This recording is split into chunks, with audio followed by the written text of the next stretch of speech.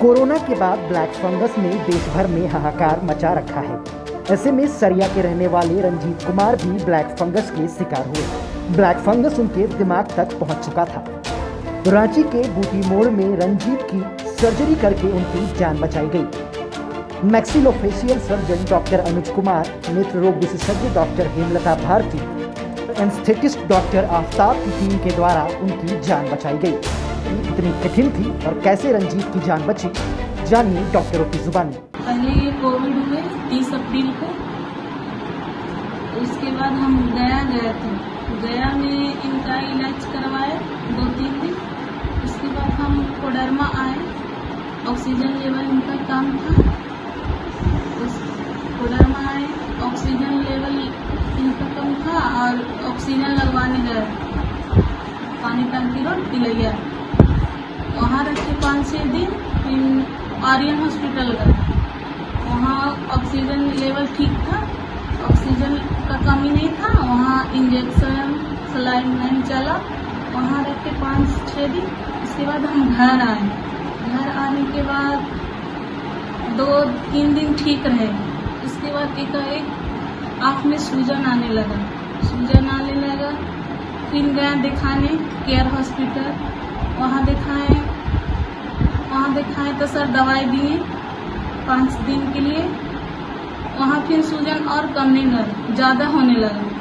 फिर सर बोले हैं हमको समझ में नहीं आ रहा है, आप रांची चले जाइए।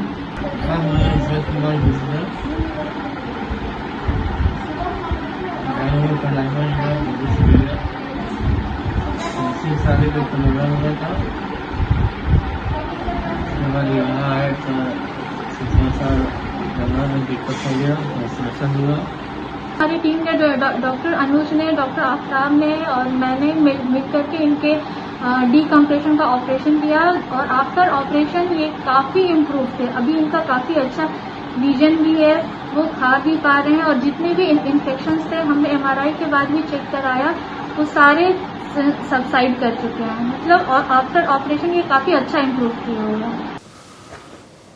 कोरोना महामारी के बीच एक नई महामारी फैल गई है, ब्लैक फंगस। जी हाँ, मिक्रोमाइकोसिस। और जिस तरह से लगातार इसके केस बढ़ते जा रहे हैं, अब तक अगर बात की जाए रांची की, तो लगभग सैकड़ों मरीज जो हैं, जो कोरोना से ठीक हुए हैं, वो कहीं ना कहीं ये ब्लैक फंगस की चपेटे में आ रहे हैं। हमारे साथ इस वक्त मौजूद हैं मैक्सिलोफेशियल सर्जन डॉक्टर अनुज से सीधे जुड़ेंगे, क्योंकि अनुज ने कुछ दिन पहले ही एक ऐसे केस को हैंडल किया है जिसका संक्रमण जो है ब्रेन तक कहीं ना कहीं पहुंचने ही वाला था, और उससे पहले ही सही वक्त पर कहीं ना कहीं इन्होंने सर्जरी किया और उनकी जान बचाई जा सकी। जैसा कि इस बीमारी में देखा जाता है कि आँख निकालने की नौबत आ जाती है, और इससे पहले भी हमने इंटरव्यू में दिखाया कि एक मरीज का आँख तक निकालने की, जान बचाने के लिए आँख तक निकालनी पड़ी। लेकिन इस बार क्या कुछ मामला हुआ है, उसको लेकर सीधे डॉक्टर अनुज से बात करेंगे। सर, जान बचाने के लिए कहीं ना कहीं अगर कुछ भी समय अगर लेट होता है, पहले तो हम जानना चाहेंगे कि ये जो केस तेज़ी से बढ़ते जा रहा है, क्या हर मरीज जो है, जो कोरोना से ठीक होते हैं, जिन्हें डायबिटीज़ है, क्या उन्हें बचने की ज़रूरत है इस बीमारी से? बिल्कुल, ऐसे सारे पेशेंट्स जो कि कोविड को लेके एडमिट थे जी, इनफैक्ट अगर उनको कोविड नहीं भी हुआ है लेकिन उनका शुगर अनकंट्रोल रहा है, वो हाई स्टेरॉइड डोजेस पे रहे हैं, ऐसे सारे पेशेंट्स जो है वो ससेप्टेबल है म्यूकोरमाइकोसिस इन्फेक्शन के लिए। ये बेसिकली एक अपॉर्चुनिस्टिक इन्फेक्शन है, अर्थात अगर उसको जब भी अपॉर्चुनिटी मिलेगा तो वो इन्फेक्शन जो है वो फैलेगा। तो it's a kind of opportunistic infection. तो ऐसे सारे मरीज जिनका इम्यूनिटी लेवल बहुत डाउन है, ऐसे सारे मरीज जिनका शुगर लेवल बहुत बढ़ा हुआ है, ऐसे पेशेंट्स बहुत ज़्यादा ससेप्टेबल होते हैं इन्फेक्शन के लिए। सर, इस वक्त जो आपने जो ये केस हैंडल किया है, सरिया के निवासी थे, बिल्कुल यंग थे, डायबिटिक पेशेंट थे, क्या कुछ इनका जो संक्रमण जो है कहीं ना कहीं ब्रेन तक फैलने वाला था और आपने सर्जरी की, क्या कुछ देखा? और इस बीच जो है वाइट फंगस भी कहीं ना कहीं आ रहा है, तो इसके क्या कुछ? ये जो पेशेंट्स थे, ये पेशेंट हमारे पास करीब 10 दिन पहले आए थे। ये कोविड से अराउंड 14 तारीख को ठीक हुए थे। ठीक होने के बाद इन्होंने वहीं पे लोकल में केयर हॉस्पिटल में दिखाया था। इनफैक्ट वहीं पे डायग्नोस किया गया था, डॉक्टर सागरमणि सेठ हैं सर ने वहाँ पे डायग्नोस किया था और इमीडिएटली जो है उन्होंने रेफ़र कर दिया था पेशेंट को। लेकिन उसके बाद भी पेशेंट एक दो जगह इधर उधर रहे, तो हमारे पास जब वो पहुँचे तो उनका जब हमने MRI किया था तो ऑलरेडी उनकी जो आँख है, उनकी जो पलक है वो उठ नहीं पा रही थी। तालू में इन्फेक्शन फैल चुका था। हम चाहेंगे स्केलेटन के द्वारा आप बतलाएं कि संक्रमण कहाँ तक फैल गया था और कहाँ तक ये पहुँच जाता तो काफ़ी डेंजरस हो सकता था। जी तो उनका बेसिकली ये जो हिस्सा है, ये तालू, ये पूरा तालू सड़ गया था। इनका इन्फेक्शन जो है, ये हिस्सा यहाँ पे इंफ्राऑर्बिटल नर्व आता है, वो पूरा हिस्सा जो है वो डैमेज था। और एमआरआई में जो आँखों की मसल है उसका इन्वॉल्वमेंट था, और ब्रेन में जो बेस ऑफ द स्कल है, ब्रेन का जो हिस्सा है, उसमें भी पस जमा हो गया था, उसमें भी एब्सेस जमा हो गया था। तो जब हमने सर्जरी किया तो हमने तो फिर उस टाइम हमने एमआरआई के रिपोर्ट के आधार पर उन्हें बता दिया था कि देखिए आपके आंखों की मसल में इन्वॉल्वमेंट है, ब्रेन में ऑलरेडी एब्सेस है, जो तालू का हिस्सा है वो तालू का पूरा डैमेज है, ठीक है। और इन्फेक्शन जो है, ये वाला जो वॉल है मैक्सिलरी साइनस का, वो भी पूरा नेक्रोज हो गया था। अब इन्फेक्शन को जो है वो फ्री पैसेज मिल गया था फैलने का। तो उनको मैंने तत्काल तौर पे बोला था कि आप इमिडिएटली सर्जरी के लिए हम लोग लेंगे। तब थोड़ी हमें दवाई की भी किल्लत थी, तो उसमें हमें इमीडिएट जो है वो हमें मेडिसिन भी नहीं मिल पाया था। तो हमने इमीडिएट सर्जरी प्लान किया था। सर्जरी के दौरान जो भी इन्फेक्टेड हिस्सा, जबकि एक चीज़ समझना होगा हमें कि जो म्यूकोरमाइकोसिस है, इसमें बेसिकली जिस हिस्से को इन्फेक्ट करता है फंगस, वो हिस्से का ब्लड सप्लाई जो है वो चला जाता है, ठीक है। अब एक बार ब्लड सप्लाई आपका कॉम्प्रोमाइज़ हो गया, मतलब वो पूरा हिस्सा जो है वो काइंड ऑफ डेड हो जाता है, ठीक है। तो अगर वो हिस्सा डेड हो गया है तो आपको उस हिस्से को निकालना होगा। जब तक कि इन्फेक्शन आपके साइनस के अंदर कॉन्फाइंड है, तभी तक उसमें एंडोस्कोपिक साइनस सर्जरी का रोल है। उसके बाद आपको एंडोस्कोपिक साइनस सर्जरी के अलावा जो हिस्सा डैमेज हो गया है, जो नेक्रोज हो गया है, उसको भी हटाना पड़ेगा। तो ये बहुत ज़रूरी है, क्योंकि अभी हम लोग कुछ केसेस देख रहे हैं जहाँ पे रिकरेंस हो जा रहा है, जहाँ पे एक बार एंडोस्कोपिक साइनस सर्जरी हो चुकी है और पेशेंट दोबारा आ रहे हैं, काफ़ी ज़्यादा पस बढ़ा हुआ है। इसका रीज़न यही है कि जब तक इन्फेक्शन आपके साइनस के अंदर कॉन्फाइंड है, तब तक जो है आप एंडोस्कोपिक साइनस सर्जरी के द्वारा आप उसको मैनेज कर सकते हैं। एक बार अगर आपका तालू डैमेज हो गया है, अगर आपका कोई दांत पूरा हिलने लग गया है, इसका मतलब है कि वो हड्डी जो है वो भी इन्फेक्ट हो गई है। उसके बाद आपको ओपन करके, और जो हिस्सा आपको लगता है, क्योंकि जब आप ओपन करेंगे तो आप डिफ्रेंशिएट कर पाएंगे कि कौन सा हेल्दी एरिया है और कौन सा एरिया जो है वो नेक्रोज हो चुका है। तो जो एरिया नेक्रोज हो चुका है, उस एरिया को हम लोग पूरी तरीके से डिब्राइड करके हटा देते हैं, तभी वो इन्फेक्शन पूरी तरह ठीक होगा।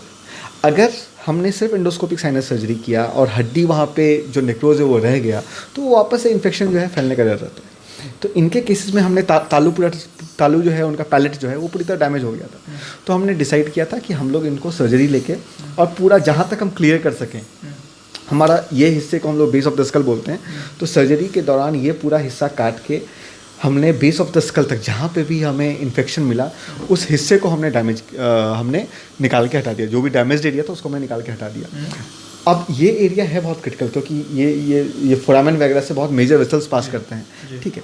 तो हमें वो सबको सर्जरी के दौरान वो सब बातों को ध्यान में रखना था कि वो जो मेजर वेसल्स हैं उनको जो है हम लोग डैमेज ना करें, उनको हम लोग बचाते हुए करें। तो वो सारी बातों का ध्यान रखते हुए हमने सर्जरी करके हमने आंखों को भी बचाया था। हमारे साथ डॉक्टर हेमलता मैम थी, तो मैम रेगुलर सर्जरी के दौरान भी उन्होंने देखा कि हम लोग आँख को बचा सकते हैं, क्योंकि यंग पेशेंट्स था। हम लोग चाहते हैं कि जितना हम लोग कंजर्वेटिव जाएं, खास करके जहाँ तक आँखों का सवाल है। तो हमने आँखों को बचाया। फिर हमने सर्जरी के अराउंड 4 दिन के बाद एमआरआई जब रिपीट किया, तो उसमें हमने पाया कि जो भी डिसोल्यूशन है वो देखने को मिल रहा है। मतलब कि जो भी ब्रेन में एब्सेस था वो भी कम हो गया है, आँखों का जो विजन है उनका वो पहले से इम्प्रूव्ड है, ठीक है। और जो अंदर का घाव है वो भी ठीक ठाक रह रहा है। इसके अलावा हमने शुगर को उनको बहुत अच्छे से कंट्रोल में अभी हम लोग रखे हुए हैं। लेकिन अभी भी उन पेशेंट्स को फॉलोअप की ज़रूरत है, क्योंकि अगर वो घर, अभी जैसे हम लोग प्लान कर रहे हैं कि 2 से 3 दिन के बाद उनको डिस्चार्ज कर देंगे, तो घर जाके उनको शुगर को एकदम रेगुलरली मॉनिटर करना होगा, एरिया को साफ रखना पड़ेगा, ओवरऑल इम्यूनिटी जो है उनको अपना कंट्रोल में रखना पड़ेगा। सर, सबसे बड़ा सवाल यह है कि ये जो ब्लैक फंगस है, या अब तो सुनने में आ रहा है वाइट फंगस भी आ गया है, छोटे से शब्दों में जानना चाहेंगे कि क्या है, कैसे बचें, और जो कोरोना से कई लोग ठीक हुए हैं, डायबिटिक भी हैं, कैसे बचा जाए सर, क्योंकि तेज़ी से फैल रहा है ये तो? देखिए कैसा है कि जो जो जो इतने टर्मिनोलॉजी है, black fungus, white fungus, yellow fungus, basically for a medical professionals ये बहुत ज़्यादा मायने नहीं रखते हैं। बेसिकली हम लोग टर्मिनोलॉजी देखते हैं कि कौन सा है। जैसे वाइट फंगस जो है उसमें एस्परगिलोसिस एक प्रजाति है, उसके हम लोग स्टेन्स देखते हैं। म्यूकोरमाइकोसिस जो है वो जो कॉमनली एक्चुअली म्यूकोरमाइकोसिस के लिए जो ब्लैक फंगस शब्द है वो गलत है, क्योंकि बीमारी नहीं है या नाम बदला हुआ है? नहीं, नाम बदला हुआ है। एक्चुअली म्यूकोरमाइकोसिस जो ब्लैक फंगस है वो हम लोग जो ब्लैक यीस्ट बोलते हैं वो एक दूसरे ग्रुप के लिए हम लोग बोलते हैं। बट ठीक है, आप सामान्य भाषा में समझाने के लिए ठीक है, क्योंकि जो आपको दिखता है, जैसे आपको वाइट कॉलोनी दिखती है तो आप बोलते हैं कि वाइट फंगस है, आपको ब्लैक कॉलोनी दिखती है आप बोलते हो ब्लैक फंगस है। तो वो तो खैर हम शब्दावली में नहीं जाएंगे, लेकिन जो मेजर है वो ये समझना होगा कि जो भी फंगल इन्फेक्शन है उसमें एक बहुत बड़ा रोल जो है वो आपके बॉडी के इम्यूनिटी का और आप कितना साफ़ सफाई रखते हैं उसका, इन दोनों चीज़ों का बहुत ज़्यादा रोल है। हालांकि कोविड के दौरान जो हम लोग बाकी स्टेट्स के डाटा देख रहे हैं, खास करके गुजरात वगैरह के डाटा, उसमें बहुत सारे ऐसे पेशेंट्स भी आ रहे हैं जो कि जिनका शुगर बहुत ज़्यादा नहीं बढ़ा हुआ था। तो ये जो है ये एक चिंता वाली बात है। तो जरूरी नहीं है डायबिटिक है तभी आपको होगा। एग्जैक्टली अभी कुछ केसेस, बहुत कम केसेस, लेकिन ऐसे केसेस आ रहे हैं जहाँ पे पेशेंट्स को स्टेरॉइड नहीं दिया गया था, जहाँ पे पेशेंट्स को हाईली डायबिटिक नहीं थे वो, इसके बावजूद भी उनको हो गया। तो बहुत लोग बोल रहे हैं कि कोविड जो है वो इटसेल्फ एक रिस्क फैक्टर है म्यूकोरमाइकोसिस के लिए, लेकिन जब तक कि उस पर एक क्लियर कट डाटा नहीं आ जाता तब तक कुछ कहना मुश्किल होगा।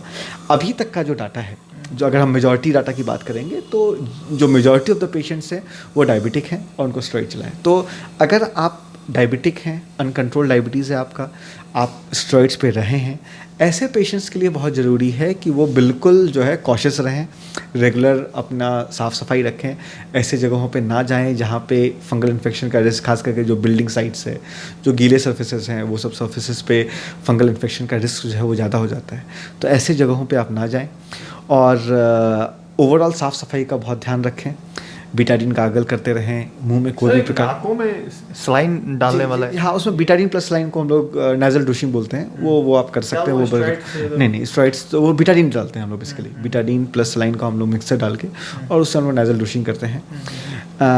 मैंने एक ये भी बोला था कि जो हाई रिस्क पेशेंट्स हैं वो प्रोफिलैक्टिकली भी जाके अपना रेगुलर, अगर आप हाई रिस्क ग्रुप में हैं, आप कोविड से रिकवर हुए हैं, आप डायबिटिक है आपको, तो आप जो है रेगुलर इंटरवल पे एक ENT सर्जन से मिलके और अपना इंडोस्कोपी कराएं ताकि किसी भी तरह के इन्फेक्शन को हम अर्ली स्टेज में पकड़ सकें। मेन हमें ये ध्यान रखना है कि हम जितना अर्ली पकड़ेंगे उतना ज़्यादा हम सुरक्षित रहेंगे और उतना कम हमें एग्रेसिव सर्जरी की ज़रूरत पड़ेगी। तो ये एक बहुत इंपॉर्टेंट फैक्टर है कि हम अर्ली स्टेज में इसको डायग्नोस कर सकें।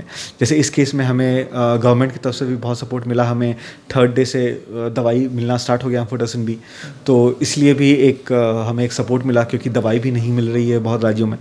तो ये सब जो है फैक्टर है वो एक हमें ध्यान रखना होगा।